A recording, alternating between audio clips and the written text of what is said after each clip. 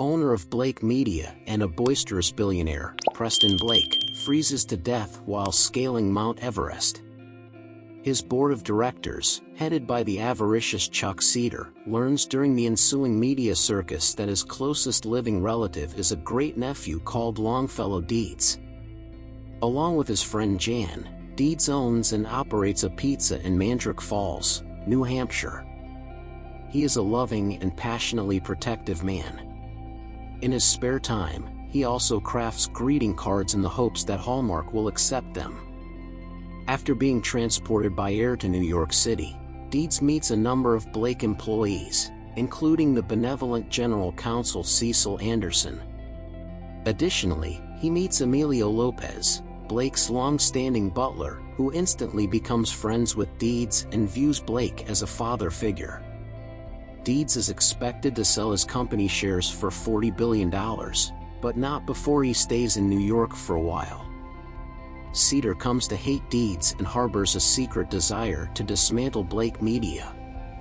Wanting a piece of the action, cynical TV tabloid reporter Babe Bennett creates a fake identity called Pam Dawson in order to get close to Deeds.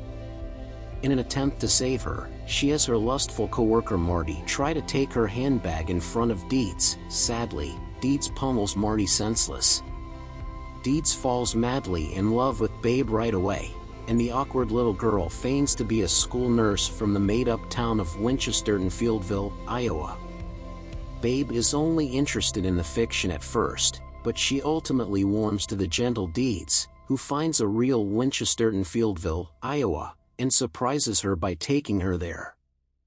After Marty tells Cedar who Babe really is, the truth about her deceit is exposed over dinner. Deeds, crushed, makes the decision to go back home. After receiving assurances that the business will continue, he requests to contribute his funds. But later on, he finds out from his unstable acquaintance Crazy Eyes that Cedar plans to sell the business and fire thousands of workers.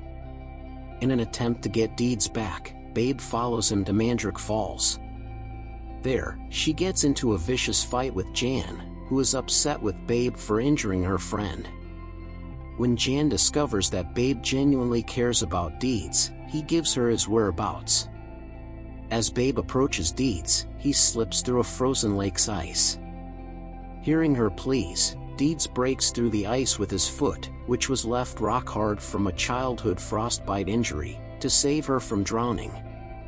Babe begs for his pardon, but he turns her down, and she regretfully leaves for New York.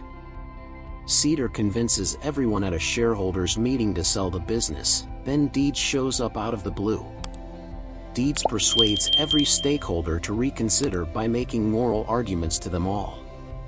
But Cedar admits that he secretly owns most of the shares and has the power to override them.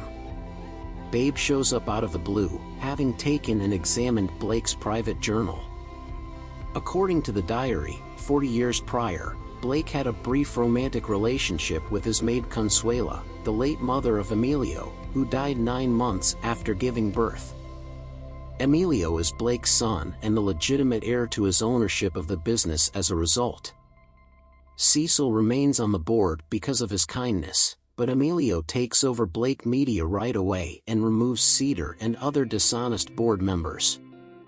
Emilio gives Deeds a goodbye gift of $1 billion after thanking him for his friendship and assistance.